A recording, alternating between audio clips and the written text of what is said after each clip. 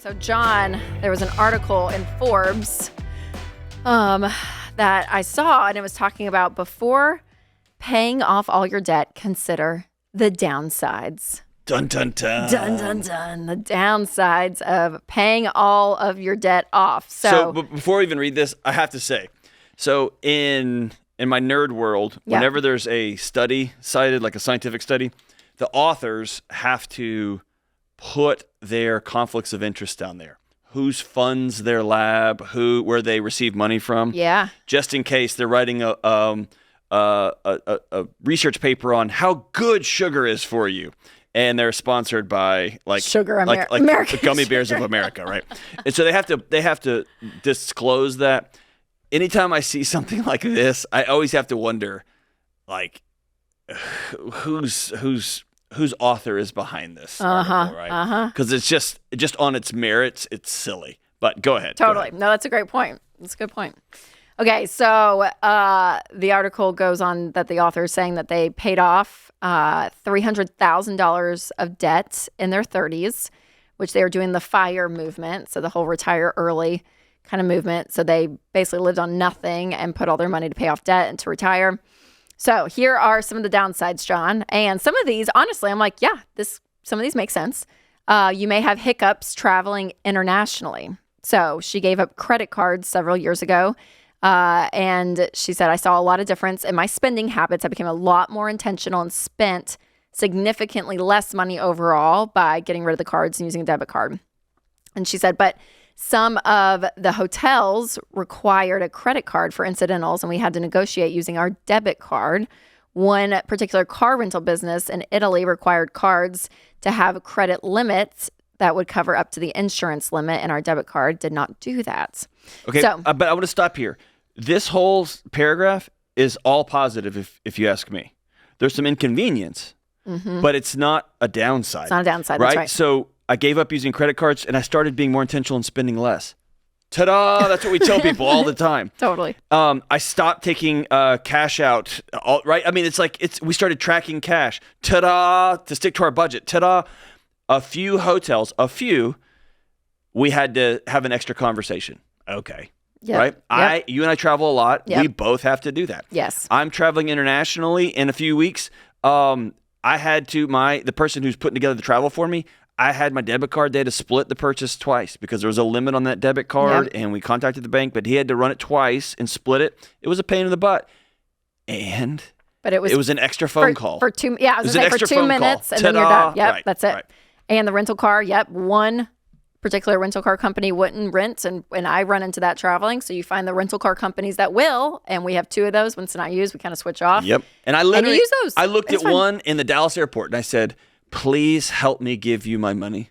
And they were like, well, it's 24 hours. I said, no, listen, I'm trying to give you my money. They didn't want my business. That's great. And I literally went to the next counter, and I said, will you help me? And they're like, oh my gosh, they had me in a car in 4 minutes. They didn't care. And I was on to the day. That's right. That's right. Okay. The next one is your credit score may have disappeared, even with an extensive credit history. So in 2015, millions of American consumers, representing about 11% of all adults, were credit invisible, meaning they didn't have a credit score.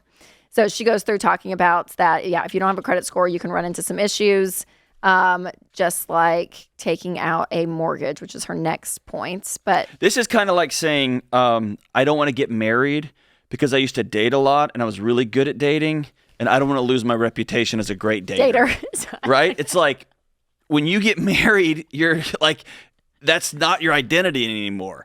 And so when you're married to credit scores as the metric for whether I'm financially successful or not, and the one that blew my mind, I say this all the time on the show, if I called the author of this article and just gave her $1 million in cash, it would not change your credit score because it has nothing to do with your wealth. With how much money you have. Nothing. It has to do with how much you can borrow. How much based debt. on how much you've borrowed in the past and how good you were at paying it back. It has nothing to do with your financial situation. That's right. So, and the credit score will go down, you guys. If you get out of debt just like she experienced, your credit score, I think it's on average 12 to 18 months. It basically just goes down, down, down, down, down, and disappears. So if you're going to get a mortgage, which we'll talk about that next because that's her next point, then if you pull your credit score for any reason, it's not going to be great as you're getting out of debt, but eventually it will become undetermined, meaning that they can't determine a credit score because you don't have credit history. And here's what it says. For a while, I just lived without a credit score, paying for everything in cash and not having any issues because my house was paid off and I wasn't intending to move. Ta-da! Ta-da! That's the thing. And then COVID came and I needed to make some drastic changes. Awesome. Happened to millions and millions of people. And I need to get a new home and sell the one I paid off. And that leads us to the next point. Yep. So her next point of that a downside of paying off all your debt is that if it's harder to take out a loan, particularly a mortgage. So we talk about this a lot on the show. We don't want you to have any debt. So you shouldn't be applying for any kind of loan, not a personal loan, not a car loan, no loan. So there's no reason to pull the credit score for a loan.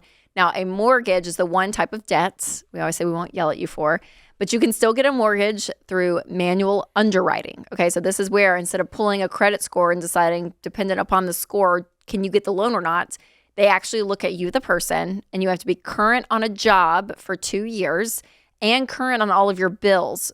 I like to say for at least 2 years. So keep a record of your cell phone payments, cable, internet, electricity, like any type of bills that you have monthly. Keep track of those. If you know in the future, hey, we're not going to have a credit score and we're going to want to buy a home, they're going to need this for manual underwriting. Which all those are kept with your online profile of those individual things, yes. Right? They keep all those. We still get ours and we still get paper. Well, that's because you'll hate the environment. It's fine. That's you and your Winston. Like, it's fine. Why do we still do? We do. We still get cool. paper.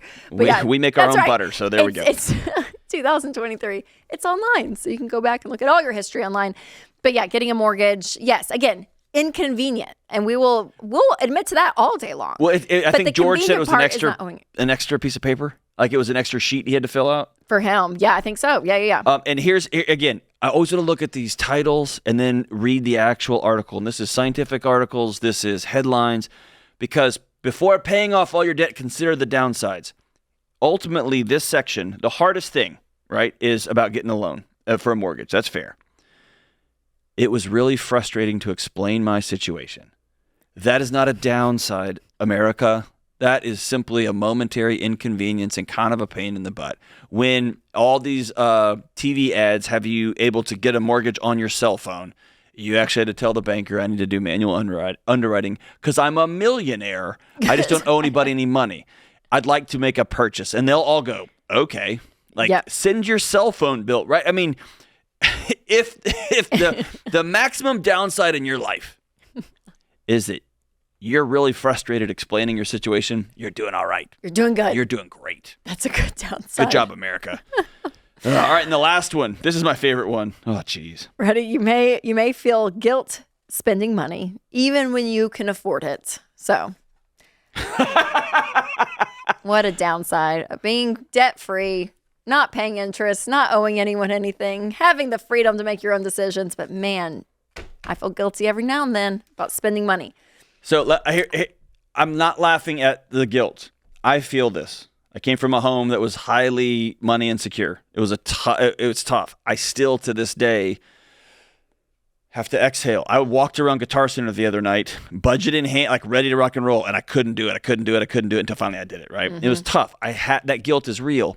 That is not a downside to paying off my debt. That is a built-in trauma response that I have that me and a counselor need to work out. I don't need to counsel people and tell them, hey, don't get peace in your life because you're going to feel weird about it.